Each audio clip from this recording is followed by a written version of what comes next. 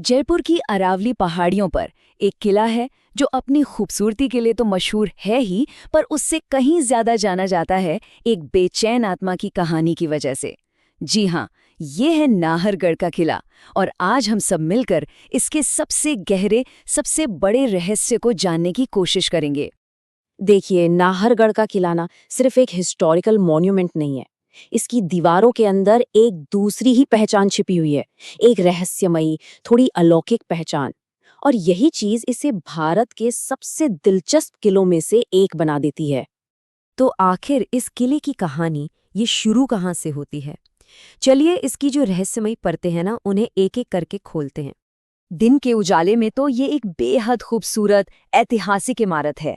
यहाँ से जयपुर शहर का जो नज़ारा दिखता है वो तो बस दिल जीत लेता है। लेकिन जैसे जैसे सूरज ढलता है ना, यही किला किस्से, कहानियों और लोक कथाओं के साये में घिर जाता है और फिर ये बन जाता है एक रहस्यमयी जगह। सवाल तो यही है कि आखिर ऐसा क्या हुआ था कि इतना शानदार किला इतना रहस्यमयी माना जाने लगा। इसका जवाब हमें मिलेगा इसके बनने की कहानी में।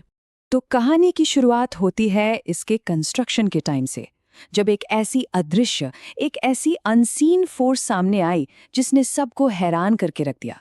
जरा सोचिए, मजदूर दिन भर जी तोड़ मेहनत करके दीवारें खड़ी करते और अगली सुबह जब वो वापस आते तो देखते कि सब कुछ तहस नहस पड़ा है। और ये कोई एक बार नहीं हुआ, ये सिलसिला बार बार चलता रहा और किसी की समझ में नहीं आ रहा था कि भाई आखिर ये हो क्या रहा है।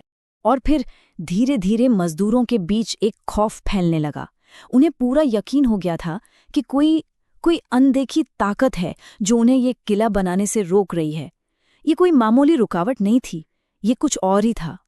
और फिर जाकर उस अदृश्य ताकत की पहचान हुई। लोगों ने बताया कि यह जमीन एक राजा की थी, राजा नाहर सिंह भूमिया। और ये उन्हीं की आत्मा थी जो अपनी जमीन पर किसी भी तरह का कंस्ट्रक्शन होने से रोक रही थी। अच्छा, तो अब जब प्रॉब्लम की जड़ पता चल गई तो सवाल ये था कि एक राजा की बेचैन आत्मा को आखिर शांत किया कैसे जाए। और यहीं से ये पूरी कहानी एक बहुत ही दिलचस्प मोड़ लेती है। तो देखिए, समाधान टकराव का रास्ता नहीं था बल्कि सम्मान का था। सबसे पहले तो ये पक्का किया गया कि हाँ, ये जमीन वाकई राजा नाहर सिंह की ही है। फिर उनकी आत्मा को शांत करने के लिए उन्हीं के सम्मान में किले के अंदर ही एक मंदिर बनवाया गया। और कमाल देखिए, इस एक कदम का नतीजा ये हुआ कि कंस्ट्रक्शन में जो भी अजीबोगरीब रुकावटें आ रही थीं, वो सब रहस्यमयी तरीके से खत्म हो गई। और ये सिर्फ कोई सुनी सुनाई कहानी नहीं है। वो मंदिर जो राजा नाहर सिंह भूमिया को समर्पित है, वो आज भी किले के अंदर मौजूद है। मतलब इस पूरी अनोखी घटना का एक जीता जागता सबूत। लेकिन सवाल ये है कि क्या मंदिर बनने से राजा की आत्मा को पूरी तरह से शांति मिल गई? ऐसा लगता तो नहीं है, क्योंकि कहानी अभी खत्म नहीं हुई है। किले का काम तो पूरा हो गया, इसमें कोई शक नहीं। लेकिन कहते हैं कि नाहर सिंह भूमिया की जो प्रेजेंस है वो आज भी वहां महसूस की जाती है।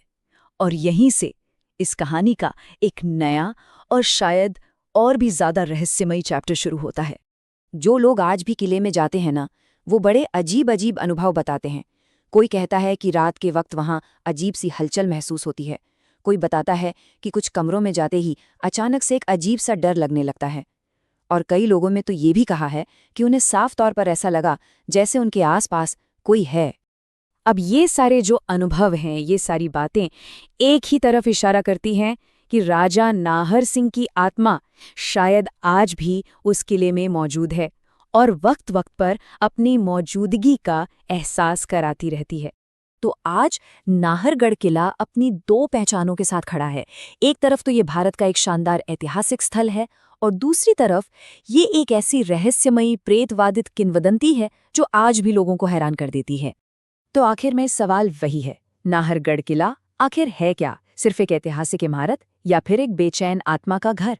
शायद इसका जवाब इतिहास के पन्नों और लोगों की अनगिनत कहानियों के बीच कहीं छिपा है। और यही बात इसे इतना खास बनाती है।